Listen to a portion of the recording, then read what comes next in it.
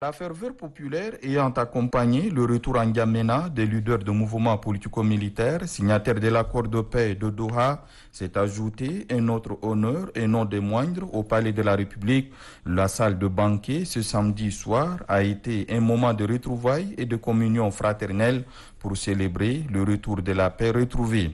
Le prix de la paix et de la discorde a été illustré par les artistes dans un sketch qui a donné à rire et à réfléchir. De quoi amener le président du Conseil militaire de transition, président de la République, chef de l'État, général Mohamed Idriss Déby Itnou, a exprimé sa joie de retrouver ses compatriotes qui ont fait le choix de la raison, faisant ainsi allumer la flamme de l'espoir. Prenant l'exemple sur sa propre personne, le chef de l'État rappelle que beaucoup de jeunes Tchadiens n'ont connu que la guerre, n'ayant généré que désolation, destruction et déchirure. Ce cycle infernal de guerre doit s'arrêter dans notre pays, lance-t-il, invitant ses compatriotes à libérer leur cœur de tout ce qui fragilise la paix. Le plus difficile, c'est de commencer à agir dans cette direction, souligne le président du Conseil militaire de transition. Évoquant l'unité nationale, le président de la République s'est montré intraitable face aux mauvais esprits qui tentent de franchir la ligne rouge, celle de disloquer l'unicité de la République. Le Tchad est un, uni et indivisible. Il en était ainsi hier, il en est ainsi aujourd'hui et il en sera ainsi demain. Il n'y aura ni de Tchad, ni de peuple tchadien, martèle le chef de l'État, mettant en garde ses compatriotes contre les manipulations de certains esprits naïfs par certaines officines. Nous serons sans pitié face à toute tentative de division de quelque nature que ce soit et d'où qu'elle vienne, a clamé le chef de l'État. Du haut de la tribune, le président de la République a lancé une nouvelle fois un appel patriotique aux politico-militaires qui hésitent encore à rejoindre les assises du dialogue national inclusif et souverain. L'ouverture du chef de l'État est également constante envers les compatriotes sceptiques de l'intérieur du pays à qui il demande de ne pas rater la marche de l'histoire, l'ultime rendez-vous du nouveau départ pour notre pays qui se tient actuellement et réunit l'écrasante majorité des compatriotes de notre pays. Allusion faite au dialogue national inclusif et souverain, cet engagement majeur du CMT qui, d'après son président, reste convaincu qu'il est tout à fait possible de parvenir à la normalité constitutionnelle dans la paix, la sérénité et l'harmonie. Le Conseil militaire de transition n'est pas venu au pouvoir par la force. Nous n'avons pas versé une seule goutte de sang tchadien. Nous n'avons pas l'intention de verser le moindre sang au sortir de cette transition inclusive, consensuelle, apaisée et exemplaire, dira-t-il. Pour lui, la création des conditions idoines à l'accession au pouvoir par les moyens pacifiques est en cours à travers la tenue du dialogue national inclusif et souverain qui en détermine en toute souveraineté les règles qui seront exécutoires, affirme le chef de l'État avant de demander de lever le verre à la santé et à la paix. À la fin du dîner, le président du Conseil militaire de transition, général Mohamed Idriss Déby Itnou, a tenu à serrer les mains de ses convives. La poignée de main, censée être brève, a été pour beaucoup des moments indiqués qui, pour exprimer ses reconnaissances, qui pour assurer le chef de l'État de leur soutien entier pour le parachèvement de l'œuvre patriotique menée par le CMT à la tête du pays. De manière schématique, notre pays n'a connu que la guerre depuis son indépendance. Alors, si la guerre est un trophée, le Tchad en serait le champion. Malheureusement, il n'y a ni trophée ni triomphe dans l'effusion du sang.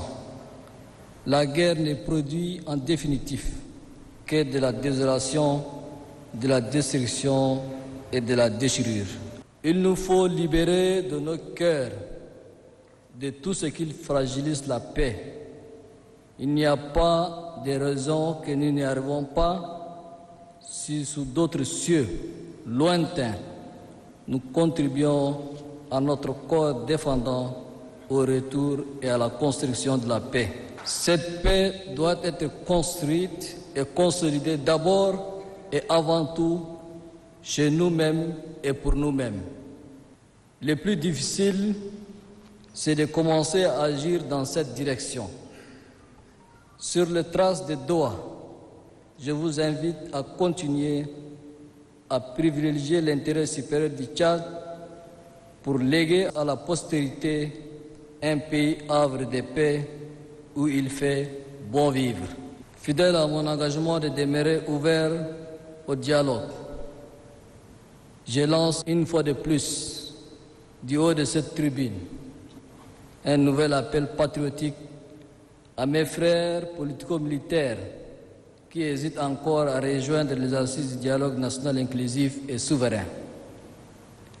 L'État garantira leur sécurité, leur protection et leur pleine participation à cet ultime rendez-vous de la refondation de notre République.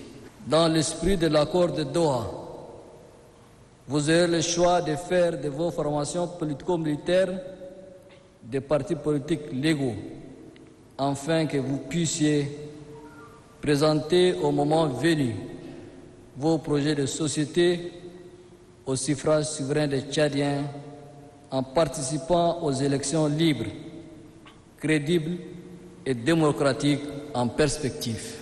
Je tiens à vous assurer, en outre, que le gouvernement respectera tous les engagements contenus dans l'accord de Doha et j'en appelle au respect strict du dit accord par toutes les parties prenantes.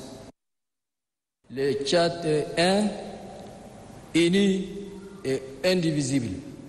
Il en était ainsi hier, il est ainsi aujourd'hui et il en sera ainsi demain.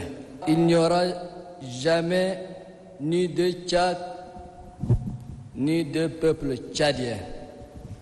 Le Tchad restera un et uni à jamais. Attention à ces officines étrangères et à ces divisionnistes tchadiens, tapis dans l'ombre, qui rêvent de compromettre l'unicité du peuple tchadien et de disloquer l'unicité de la République du Tchad. Ceci est une ligne rouge. Nous serons sans pitié face à toute tentative de division, de quelconque nature que ce soit et d'où qu'elle vienne. Le Conseil militaire de transition n'est pas venu au pouvoir par la force. Nous n'avons pas versé une seule goutte de sang des Tchadiens. Nous n'avons pas l'intention de verser le moindre sang au sortir de cette transition inclusive, consensuelle, apaisée et exemplaire. Nous avons la ferme conviction qu'il est tout à fait possible de parvenir à la normalité constitutionnelle dans la paix, la sérénité et l'harmonie.